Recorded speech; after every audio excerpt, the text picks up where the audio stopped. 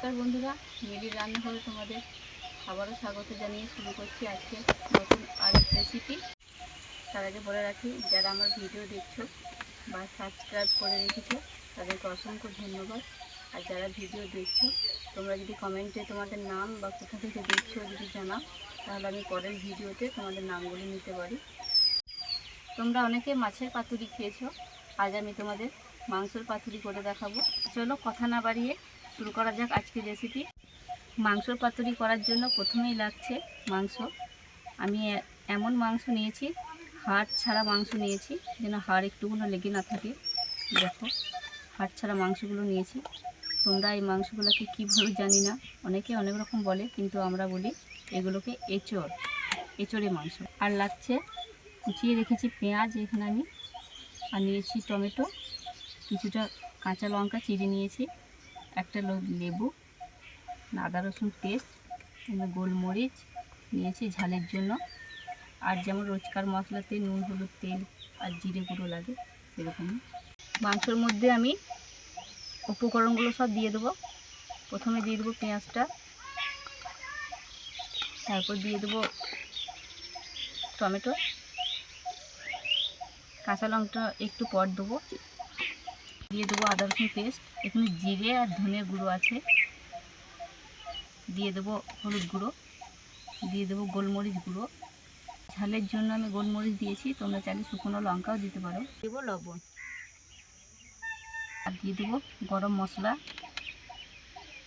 আর দিয়ে দেবো সর্ষের তেল।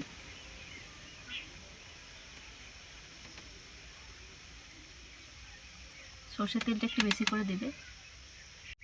এবার সবগুলোকে মাখিয়ে নেবো ভালোভাবে। কিছুক্ষণ মাখানোর পর কাঁচা লঙ্কাগুলো দিয়ে দেবো আর লেবুর রস দিয়ে দেবো। আবারও ভালোভাবে মাখিয়ে নেব। এই মাংসটা যতক্ষণ বেশি করে ধৈর্য ধরে মাখাবে ততই এর স্বাদ আসবে বেশি। আর মাখানো হয়ে গিয়েছে, অনেকক্ষণ সময় ধরে মাখিয়ে নিয়েছি। আর এই মাংসটা যতক্ষণ বেশি করে মাখাবে ততই এর স্বাদ বাড়বে। আর তোমাদের হাতের কাছে যদি ক্যাপসিকাম থাকে তাহলে দিতে পারো। এবার আমি এটাকে আধ ঘন্টা মতো ঢাকা দিয়ে রাখবো। আধ ঘন্টা হয়ে গিয়েছে, এবার আমি কড়াইয়ে সাজিয়ে নেবো কীভাবে পাতুরিটা করবো। পাতুরি করার জন্য আমি প্রথমে নিয়ে নিয়েছি কলা পাতা, আর কলা পাতাগুলোকে আমি ভালো করে জলে ধুয়ে নিয়েছি। এবার আমি একটা একটা করে সাজিয়ে দেবো।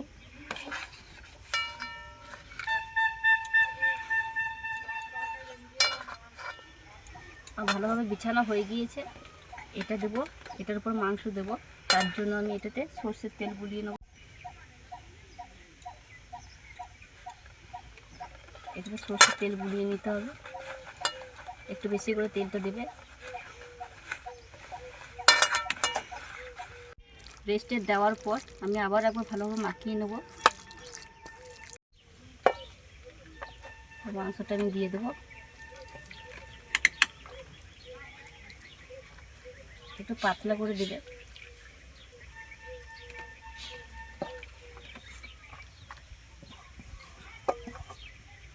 আমি কিন্তু এই মাংস যখন ম্যারিনেট করি তখন কিন্তু আমি জল ব্যবহার করিনি, জল দেওয়ার দরকার নেই, এমনিতেই হয়ে যাবে।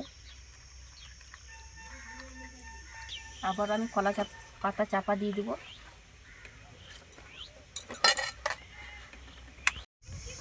উনুন ধরে নিয়েছি, এবার আমি সাজিয়ে রাখা কড়াইটা চাপিয়ে দেবো,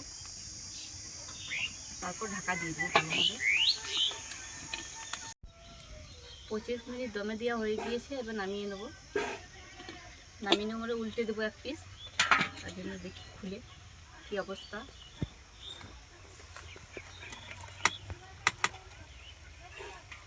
মনে হচ্ছে ওই পিসটা হয়ে গিয়েছে। এবার আমি আবারও উল্টে দেবো, এবার করে উল্টে দেবো। এই খুন্তিতে করে ধরতে হবে, থালাটাকে এভাবে ভরে দেবো, তাহলে উঠে যাবে।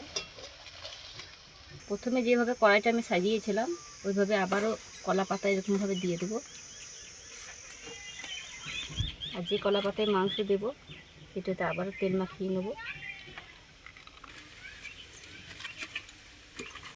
কলা পাতা তেল মাখানো হয়ে গিয়েছে, আর একটা থালা নিয়ে নেব। এইভাবে রেখে আমি আবারও উল্টে দেব। এগুলো সরিয়ে দেব।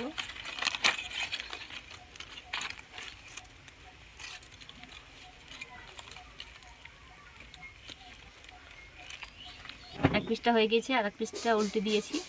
এটা আবারও আমি এইভাবে দিয়ে দেবো। আবার দুটো কলা পাতা চাপা দিয়ে দেবো এইভাবে করে। আবার পাতুরি হয়ে গিয়েছে, নামিয়ে নিয়েছি। প্রথমে দিয়েছিলাম 25 মিনিট, তারপরে উল্টে দিয়ে তারপরে দিয়েছি 15 মিনিট। তো 15 মিনিট পর ফিরে আসছি। দেখো এরকম হয়েছে।